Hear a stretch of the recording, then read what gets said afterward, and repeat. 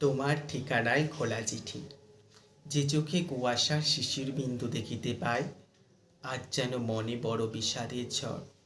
এ যেন আকাশে নয়, তোলপাড় করে তুলেছে আমার দেহ মন। হাজারো হাজারো কথা কহিতে চাই তোমারে, বলিতে চাই, এই কি সেই তুমি, যার চোখে কৃষ্ণচূড়া ফুল নয়, কাঠ গোলাপ নয়, শুধু এই আমি নামের ফুলটাই ফুটত। তবে আজি কেন এই মিথ্যাচার, কেন ছলনার আশ্রয়, প্রশ্ন করি নিজের মনেরে। কেন সেদিন নদীর ঘাটে অতক্ষণ বসে রেখে বললে যে আজ আমার শরীর খারাপ, দেখা করিতে যেতে পারিব না। হাজারো মিথ্যে রাশি দিয়ে আমায় ভুলিয়ে রেখেছ। বুঝি, আমি বুঝি, সবই বুঝি, তাও কেন নীরবে চুপ থাকি জানো? বড্ড ভালোবাসি তোমারে।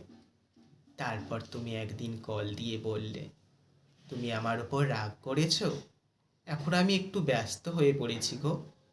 তবে তুমি চিন্তা করো না, যেদিন আবার আমাদের দেখা হবে সেদিন তোমায় চমকে দেব হাসিতে খুশিতে।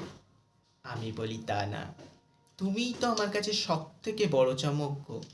আর রইল পরে রাগ, সে তো আমি কল্পনাতেও আনতে পারি না। আমি বলতে গেলাম, কেন জানি না আজ আমার হাজার অভিমান হৃদয় সহ্য করতে না পেরে তোমায় অভিযোগ করতে চায়, কিন্তু তা পারে না। কেন জানো? তোমার ওই মিষ্টি হাসিতে। তার আগেই কলটা কেটে গেল।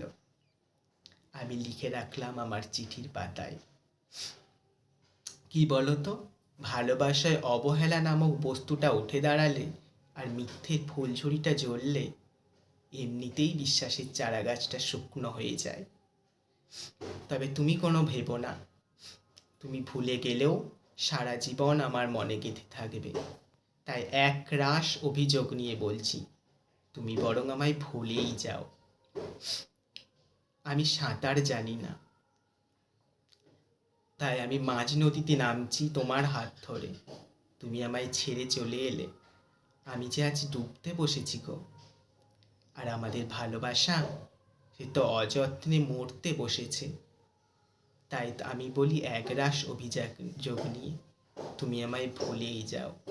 কারণ অবহেলায় না পারবো তোমায় আমার ভালো বন্ধু ভাবতে, না পারবো ভালোবাসা ভাবতে। তাই তো আমি তোমার ঠিকানায় চিঠি পাঠালাম। হাজার ব্যস্ততার মাঝে যদি একটু সময় পাও, তাহলে একটিবার চিঠিটা পড়িয়ে দেখিও। আর ভাবিও আমাদের প্রথম দিনের বন্ধুত্বের কথা, যেখান থেকে তুমি ভালোবাসায় প্রস্ফুটিত করেছিলে আর বলেছিলে আমরা সবার আগে দুজনে দুজনের বন্ধু। তারপর যেখানে থাকবে না আমাদের কোনো বিশ্বাসের ঘাটতি, যেখানে থাকবে না আমাদের কোনো মিথ্যাচার, যেখানে থাকবে না কোনো ছলনা, যেখানে থাকবে না কোনো অবহেলা, আমাদের বিশ্বাসের জোরেই দুটি হৃদয় একত্রিত হয়ে একদিন ভালোবাসার পরিণতি পাবে। নমস্কার।